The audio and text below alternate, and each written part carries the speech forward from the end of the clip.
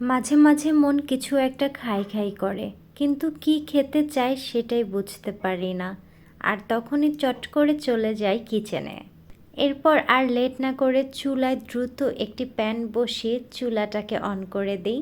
ঘরে থাকা সামান্য কিছু উপকরণ দিয়ে কিছু বানানোর চেষ্টা। ঢেলে দিলাম হাফ কাপ পরিমাণ সয়াবিন তেল। তেলের শেষ বিন্দুটুকু পড়া পর্যন্ত অপেক্ষার প্রহর খুবই কষ্টের, তাই তো আর ধৈর্য ধরতে পারছি না, কারণ এই অপেক্ষার কোনো শেষ নেই।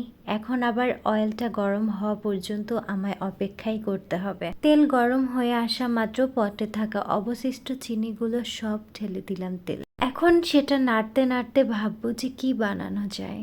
আজকাল নাকি মানুষ পুরনো ছবি নিয়ে নাড়াচাড়া করে, আর আমি নাড়ছি চিনি। নাড়তে নাড়তে এটা কদ্দূর গড়ায় সেটাই দেখার অপেক্ষা। ওমা, চিনি তো দেখি আকাশের মতোই রং পাল্টে নিল।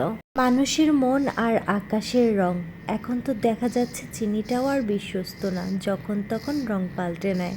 চিনির পুরে ছারখার হয়ে যাওয়া কালো রংটাকে পাল্টাতে দিয়ে দিলাম হাফ কাপ পরিমাণ আটা। চেষ্টা করে দেখি এর রংটাকে মেঘের মতো সাদা করা যায় কিনা। পুরোপুরি সাদা করতে না পারলেও নাড়তে নাড়তে এটা প্রায় বাদামি হয়ে গেছে। নাড়তে কেন যেন ভালো লাগছিল, তাই নেড়েই যাচ্ছিলাম, কিন্তু অবশেষে এটা আবার অনেকটা কালচে রং হয়ে গেল। কি আর করার, এটাকে এখন আমি তুলে নেব। আর এটাকে শেপ দেওয়ার জন্য বেলুন পেরির চেয়ে ভালো কিছুর কথা আমার মাথায় আর আসলোই না। চকলেট কালারের চিনি, তেল আর আটার মিশ্রণটাকে আমি এখন আমার পিঁড়িতে তুলে নিলাম। এটাকে বেলুন দিয়ে চেপে চেপে আমি একটা শেপ দেওয়ার ট্রাই করব। আমি জান প্রাণ দিয়ে চেষ্টা করে যাচ্ছি এটাকে একটা সুন্দর শেপে আনার জন্য। জানি না কতটুকু পারবো, তবে বেলতে বেলতে মনে পড়লো এটাকে যদি সাথে সাথে উঠিয়ে না নিই তবে হয়তোবা পিঁড়ির সাথে একেবারে লেগে যাবে। আর তাই এটাকে খুব আস্তে আস্তে, যাতে ভেঙে না যায়, সাবধানে উঠিয়ে নিলাম একটি প্লেটে। উঠিয়ে নেওয়ার পর খেয়াল করলাম এর থেকে ভেঙে যাওয়া একটি টুকরো অলরেডি অনেকটা শক্ত হয়ে গেছে। আমার মনে হচ্ছে একটু বাতাসে রাখলে এটা অনেকটাই শক্ত হয়ে যাবে। কিছুক্ষণ অপেক্ষা করার পর যা বুঝলাম, এটা ছোটবেলার গাঁটটা হয়ে গেছে। আপনারা যেটাকে কটকটি বলেন, হ্যাঁ, এটা কটকটি হয়ে গেছে। আমি একটু ভেঙে দেখাচ্ছি। ও, এটা ভাঙতে গিয়ে যেন একটা ভূমিকম্প হয়ে গেল, এতটা শক্ত হয়েছে। এবার আমি এটাকে চাপ দিয়ে ভেঙে ভেঙে ছোট ছোট আরো অনেকগুলো টুকরো করে নেব, যেমন করে মাঝে মাঝে মানুষের মন ভেঙে টুকরো টুকরো হয়ে যায়। আমি ছোটবেলায় এটা বানানোর অনেক চেষ্টা করতাম, কিন্তু কখনোই পারফেক্ট হয়নি, কারণ আমি পারফেক্ট রেসিপি ফলো করিনি।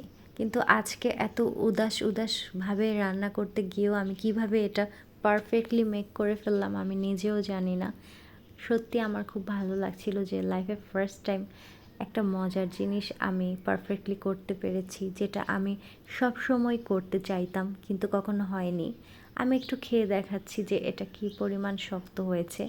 আসলে আপনারা তো বুঝছেন না, কারণ আপনাদেরকে আমি দিতে পারছি না বা আপনারা খেতে পারছেন না।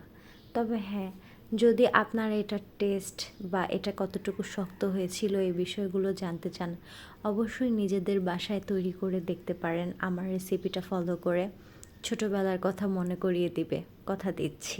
আমি যখন চিবিয়ে চিবিয়ে এটা খাচ্ছিলাম মনে হচ্ছিল আমার দাঁতগুলো খুলে খুলে পড়ে যাচ্ছে, কিন্তু এটা এমন একটা খাবার, দাঁত ব্যথা হয়ে যাবে খেতে খেতে, তারপরেও মন চাইবে আর একটু খাই, আর একটু খাই।